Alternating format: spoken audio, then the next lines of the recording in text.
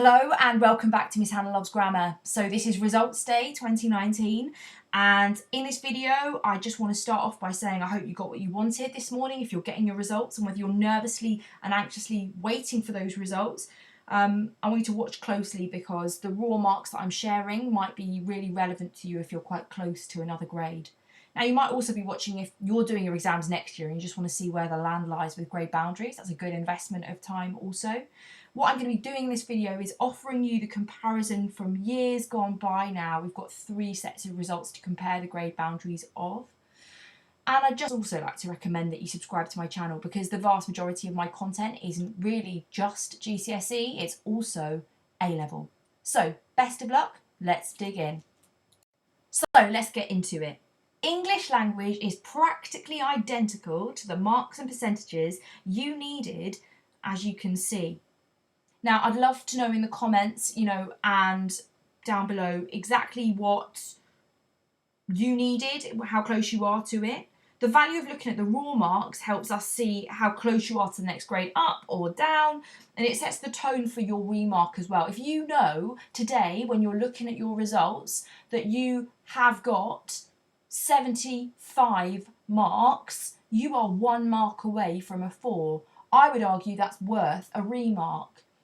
But the value of looking at the green row is getting a flavour of exactly what you needed in raw marks at the top, percentages at the bottom. But as I say, not much to write home about here. It's the same as last year. This implies to those teachers watching, this is a hard paper for the nation. We're still not finding it that easy, or our students are finding it quite challenging to get further with this paper. The demands of it are rigorous, as we know, and that suggests we've got work to do to support students getting those top grades. But it's also quite reassuring that we haven't seen a massive spike in these grade boundaries, which makes it, of course, tougher.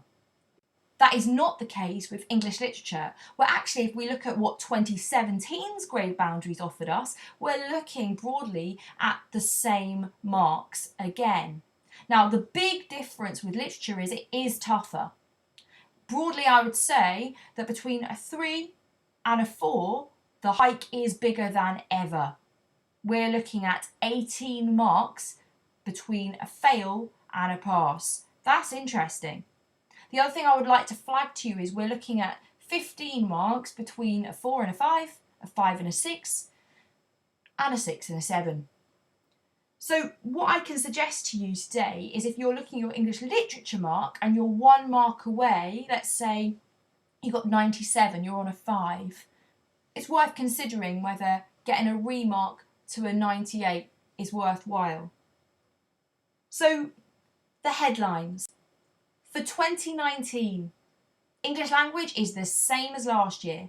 Maybe comforting for those of you getting results today, but what I would also say is beware if you're doing your exams next year, this could change. English literature is tougher by roughly 3%, so we're looking at about 9 marks tougher. So regardless of how you've done today, the job is done.